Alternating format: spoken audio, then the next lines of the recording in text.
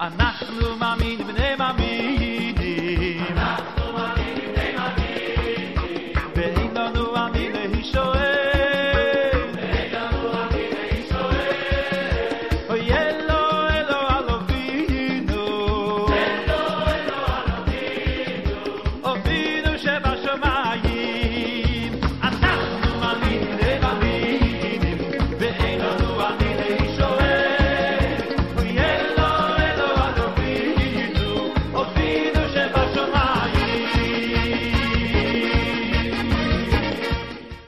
All right, Shabbat Shalom, everyone. Boker Tov. And officially, I can still say Chag Sameach.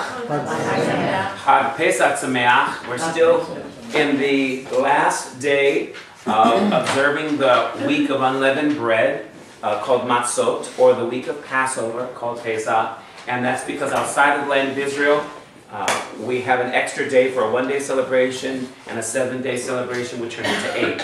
That's due to travelers who can't get to Jerusalem in time, so they would make room for all of these travelers coming back to the land to observe the 3 pilgrim feasts of Passover, Shavuot, which is called Pentecost, and Sukkot, which is called the Feast of Tabernacles or the Feast of Booths. So we're going to go ahead and start with a word of prayer and take a look at the Alef-Bet and the specifics to the letters. We'll look at gutturals today.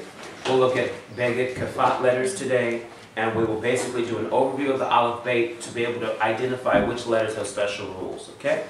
So let's go ahead and start with a word of prayer. Avinu Malkeinu, our Father and our King, we thank you today, Lord God, as we look at the Alef-Bet and look at certain things like guttural letters and the BeGaD KeFaT letters and special weak letters that will later be used in vowels for weaker verbs versus stronger verbs. We just think as we're building our understanding of the language of Ivrit, the language of Hebrew, it's fulfilling the prophecy of Zephaniah 3:9 that you will restore a pure language to your people. And even as we talk about ancient customs and modern language and custom, we just thank you, Lord God, for giving us eyes to see, ears to hear, hearts to understand the deep things of God, especially seeing Messiah in the Torah, the prophets, and the writings. Lord God, that we can fully understand the Brit Hadashah. We think that the good news of Messiah is going around the world, even through this video today, because we are sharing the language that you communicate your truth to. And especially, Lord God, in the revelation of the coming of Messiah to return back to us. As he has come, he will come. In Yeshua's name we pray. B'Shem Yeshua. Amen. Amen. All right, so happy Passover to all of you. I hope you had a great time at the Seder last week and our Shabbat service last week for Pesach. So we're so glad that you came. Did you enjoy it? Yes. Yes. Learning about all the Sephardic traditions along with the traditional Ashkenazi traditions of Passover, I think was a lot of fun. I think it would have been better if I could walk around the whole Seder, the whole Passover Seder with the plate on my head. That will be my chore next year, to try to see if I can balance that thing on my head. I might have to tape it down and put some kind of do like they do with pots. You know, in Africa, where they have a little thing on their head so they can kind of balance it. But it really was a great way to honor Jewish tradition all over the world for Passover. So let's go ahead and take a look at the Hebrew language again today with its special rules as we look at specifically the Alef-Bet. And I want to focus on today gutturals. And we'll also look at the BeGaD KeFaT letters, or BeGaD KeFaT. Okay. All right, so to do that, why don't we start with our Alef-Bet, just sounding them out. 5 letters at a time, take a short breath, and then we'll do our vowels, and then we'll start looking at the letters and identify which letters in the Alef-Bet have special rules. Okay? Let's go ahead and start. 1, 2, 3. Alef-Bet, Gimel, Dalet, Hey. Vav, Zayin, Chet, Tet, Yud. Hav, Lamed, Mem, Nun, Samech. Ayin, Pei, Tzadik, Kuf, Resh, Shin, Tav. Tov Me'od. Metsuyan. Very good. Excellent. So, our vowel system, the nikkud vocalization, we'll just basically sound that one time through to make sure we're sounding our vowels correctly. So the A, E, I, O, and U become A, E, I, O, U. 1, 2, 3. A, E, I, O, U. All right, very good. So we're looking at 22 Hebrew letters, which we know 22 of them are consonant letters,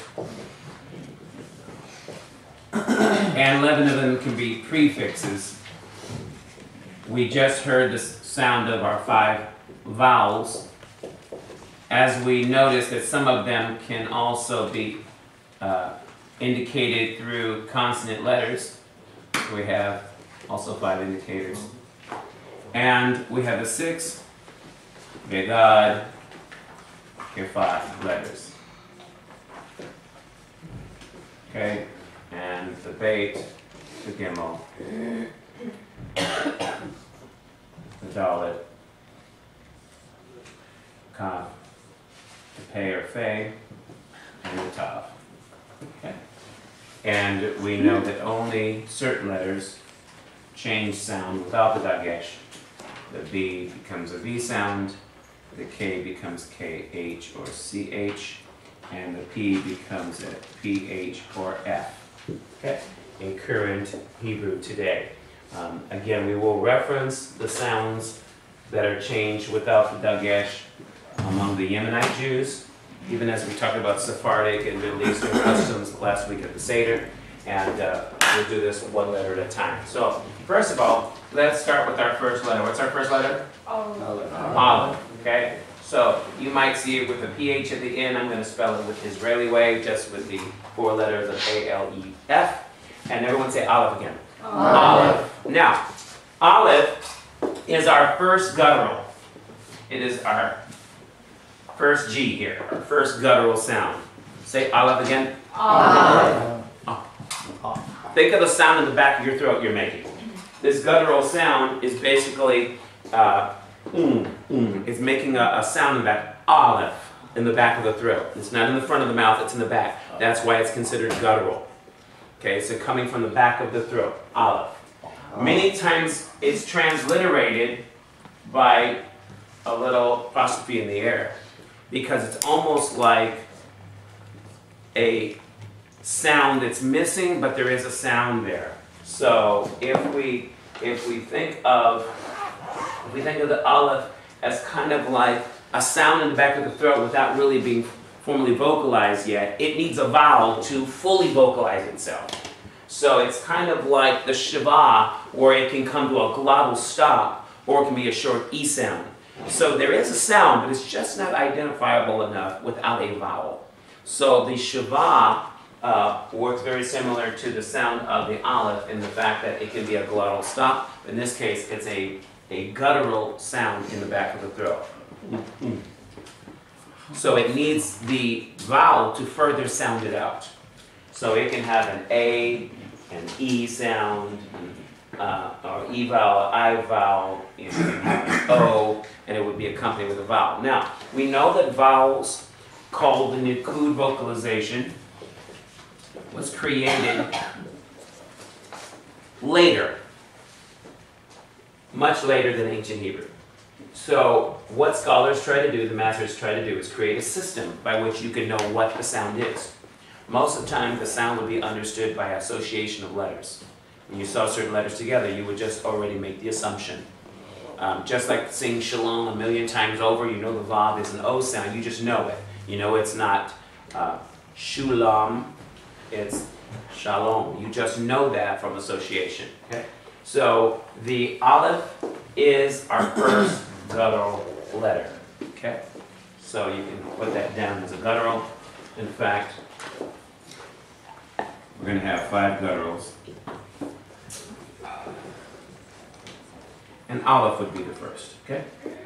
So the second letter in Hebrew is the letter Beit. And the letter Beit is our first prefix. The letter Beit is our first prefix. And so here we have Beit. Technically, when you spell out the letter, it looks like this.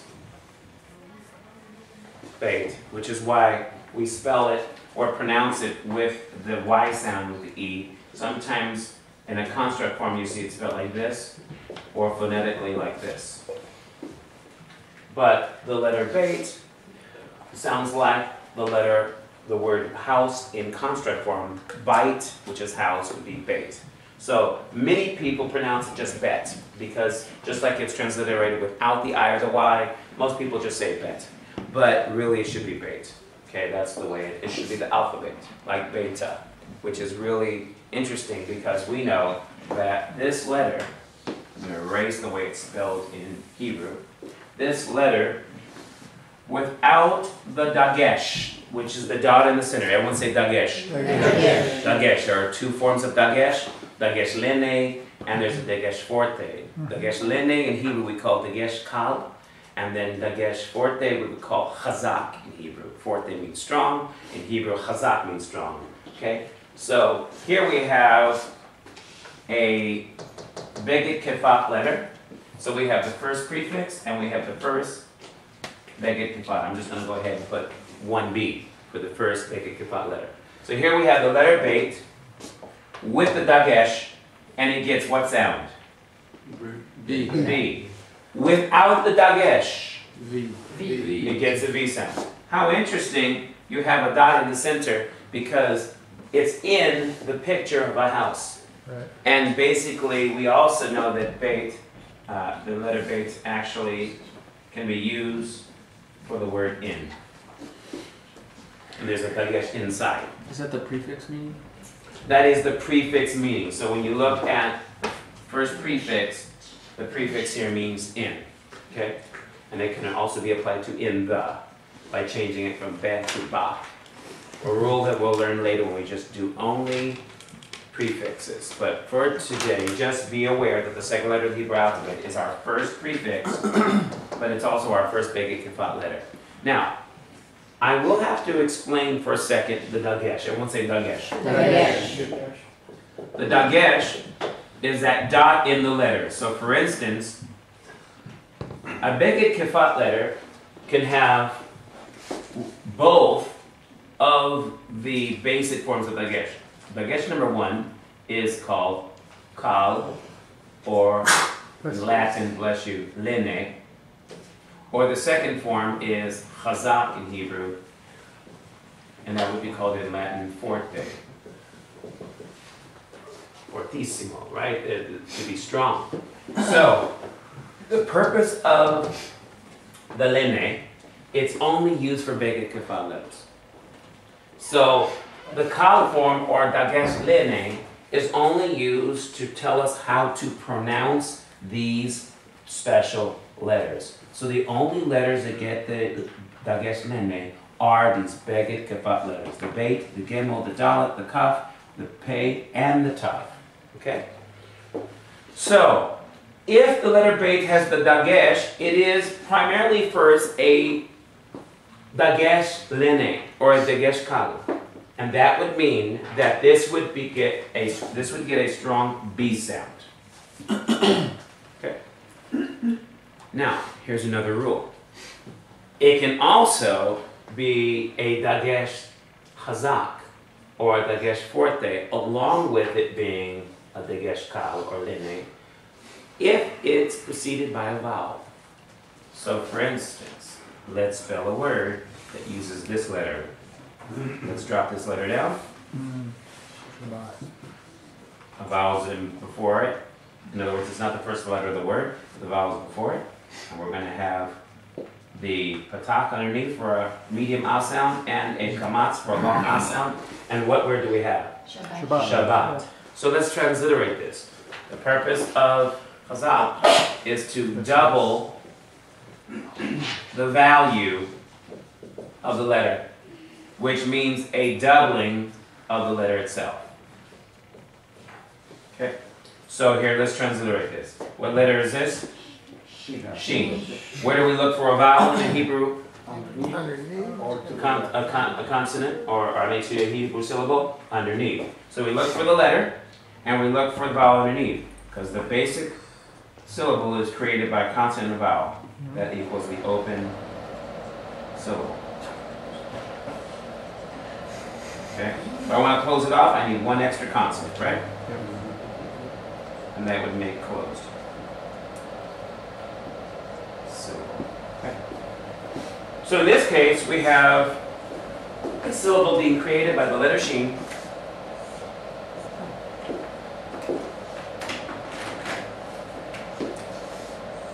The letter Shin and the patap underneath. So how do we transliterate this? What am I going to transliterate the Shin for in English? S, H. What is the line underneath the patap going to be? A. It's an A or a sound, so here we have an A, and so we have Shah, right? Here's the problem.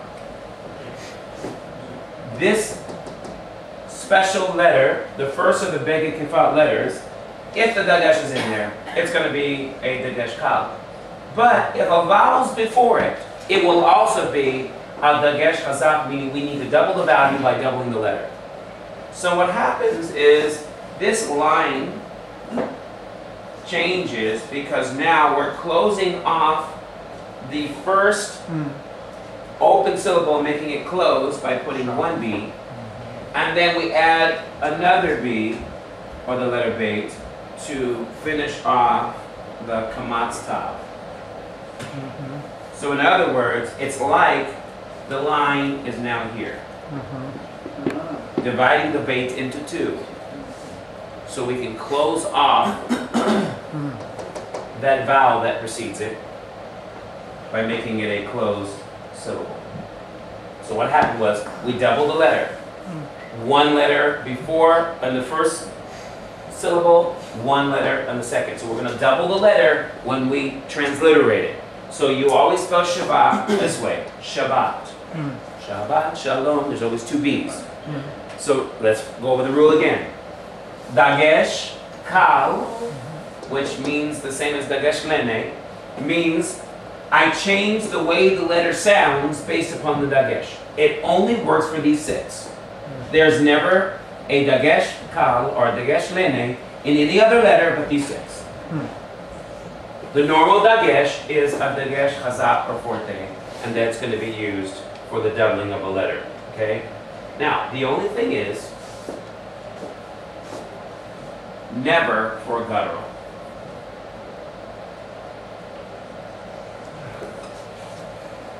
So we will never have a dagesh chazak in the middle, or a dagesh period in a guttural letter.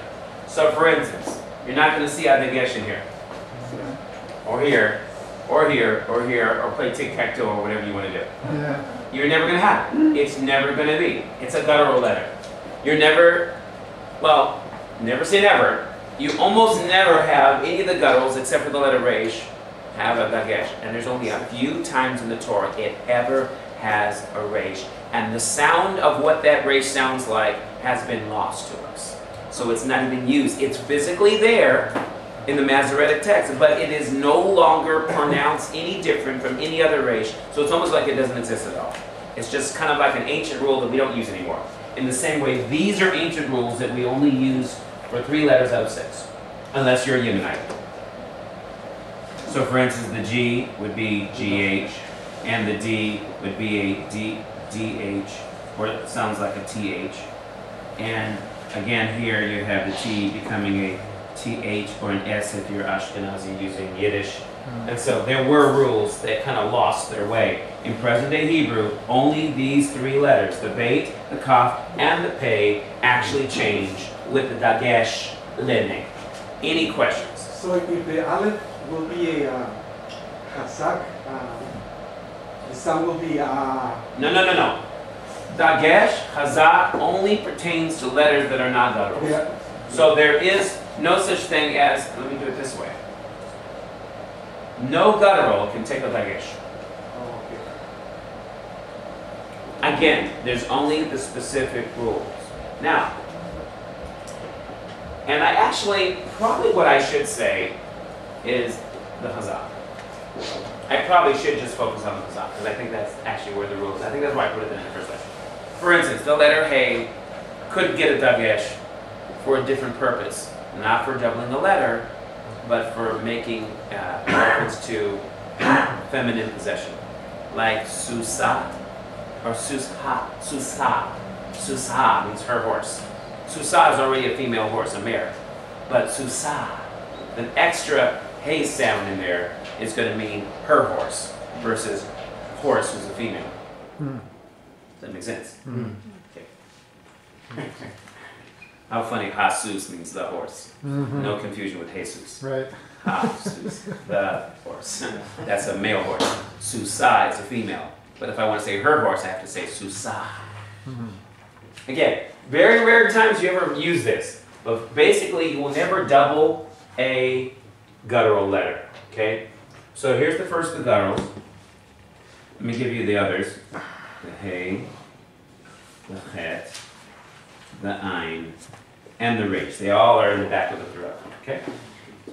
Alright, so here we have the doubling of this letter, Shabbat. So basically the line moves to this being split into two. One to close out the first syllable, and the other to begin the second syllable. Any questions on what I did with this? No. Okay, this is pretty much a rule for spelling only.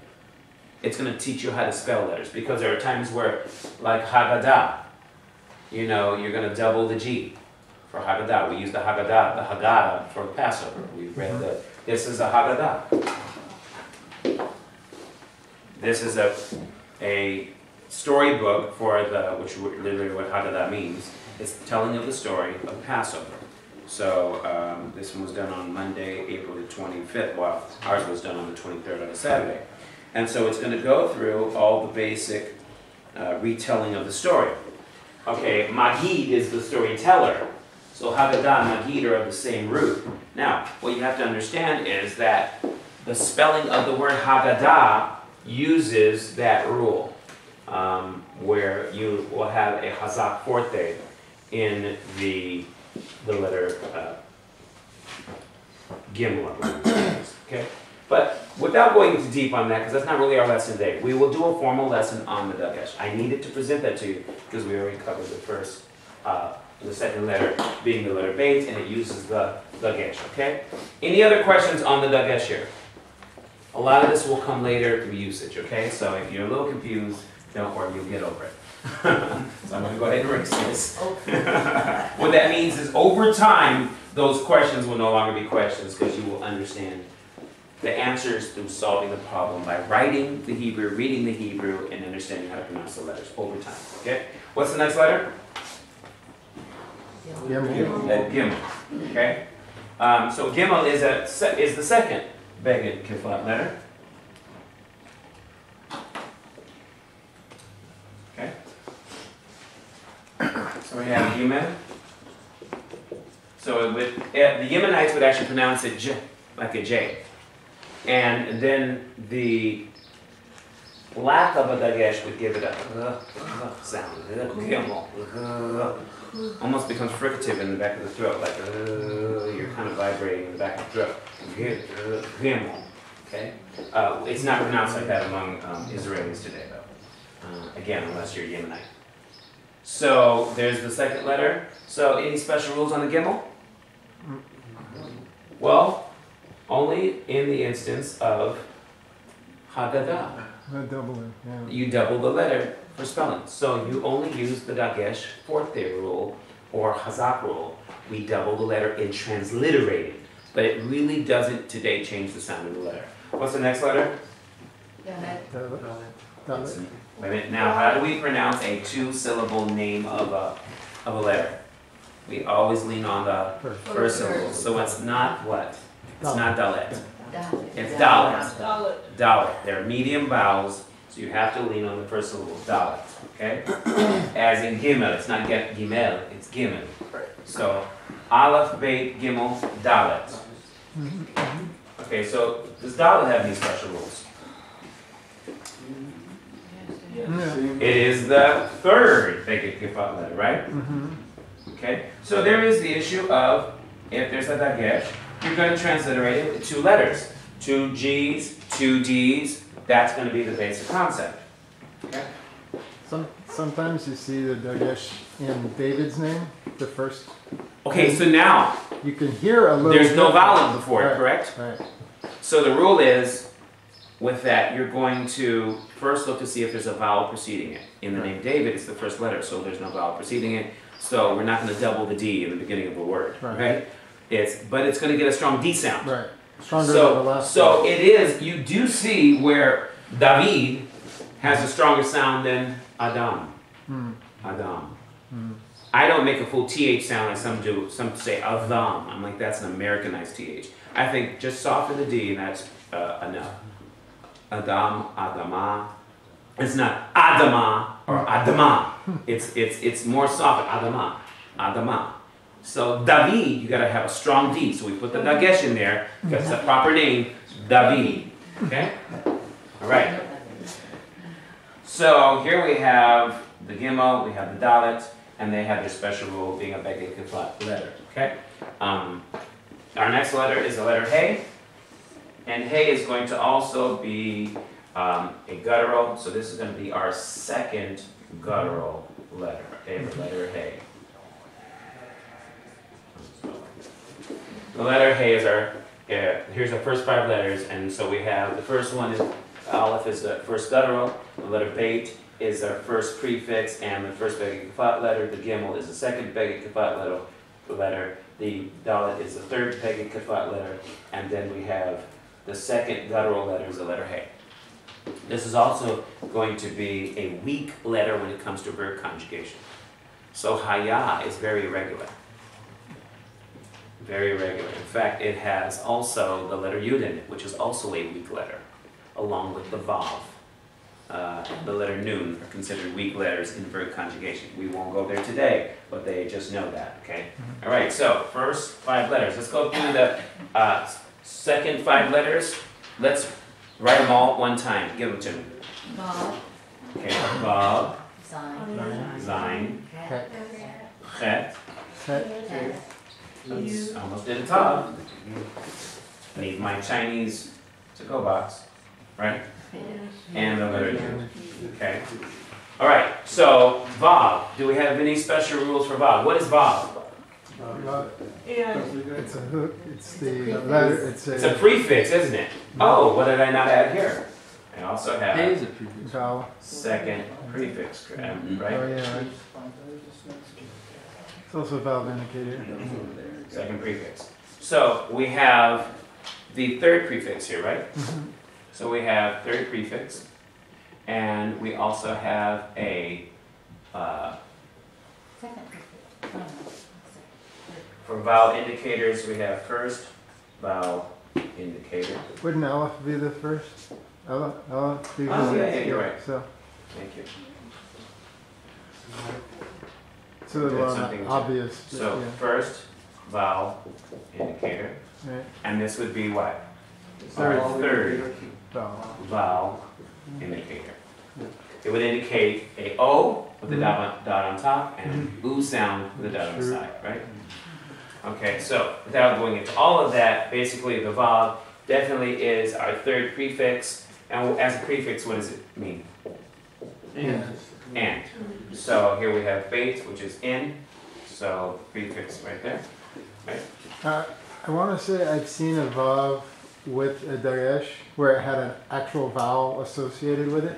Is that true? You can have a Yes, yes, and again, I'm not prepared to get into all the rules on that, but it is something that we will need to address in the future. Yes, very, very good. There are times when you will see that. and you can tell because it'll have a vowel. It'll have a vowel underneath. Yes, yes, and probably the same thing with the letter Yud. Yeah, you would probably see a vowel. Okay, so here we have the letter Zayin. Zayin. Is there any special rule on Zayin? No. So we have, I haven't made room for the letters, so here we have Vav, and we have Zayin, and we have Chet, and we have Tet, and then we have Yud. Sometimes you see an H and a Tet. We'll just leave it off. Okay, so is there any special rule with Zayin? The No. First one with no special rule. First one with no special rule. There, we'll create that one. The letter Chet. Yes. Yes, it is what? A guttural. So how many gutturals have we had so far? 2. One G, And hey. 2. This is our third guttural. So 3G. Not like infinite, right? 3G. Right. Okay. How about letter text?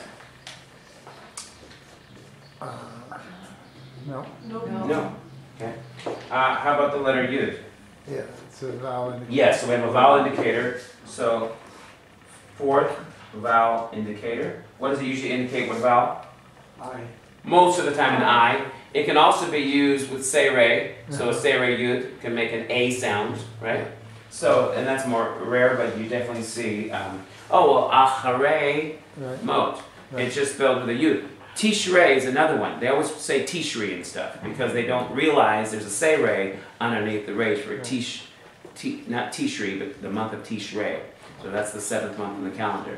We're still in the 1st month on the holy calendar, and that's Nisan. It previously was Aviv before the Babylonian exile. Okay. Can you use with the komats too, right? Kamats also, yes. The I. So here we have this. We have also, we have one other thing to use it for. It's also. It's a Prefix. it's a verb prefix. Yeah. Okay, so let's also put how many prefixes do we have so far? 2, 3. That's 3. third. This is the third prefix. Okay. Okay, so vav, zayin, het, tet, yud. 4 You know- prefix. Oh, it's the fourth one. How many have we had so far? The last one was Bob was the 3rd. Third prefix. Yeah. Fourth. You're right.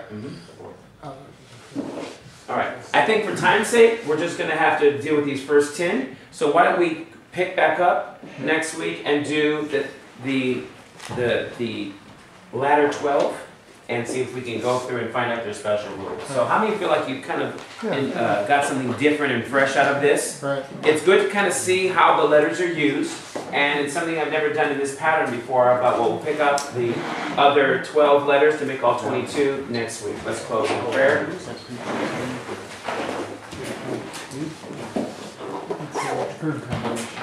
All right, we're going to pray, guys. E. Avinu Malkeinu, our Father, our King, we thank you, Abba, for your blessing. We thank you for being El Elyon, the Most High God, El Gibor, the Mighty God, and you are the sufficient one, El Shaddai. We thank you for providing everything that we need, especially the understanding. Open up the eyes of our understanding through the spirit of wisdom and the revelation of the knowledge of who Messiah is. I thank you today, Lord God, that we are gaining in the sevenfold spirit of anointing to be able to walk in the fear of the Lord, to increase in knowledge and might, and also to have counsel and understanding and wisdom so that we can allow the Spirit of the Lord to come upon us. We want to be able to share this truth to everyone we come in contact with, both Jew and Gentile alike. And we thank you, Lord God, that you're giving us the rich understanding of the Hebrew tongue, Ivrit. In this, we give you praise today on this, your Shabbat, and especially during this week of Pesach. We bless your name, B'Shem Yeshua. Amen. Amen. God bless you.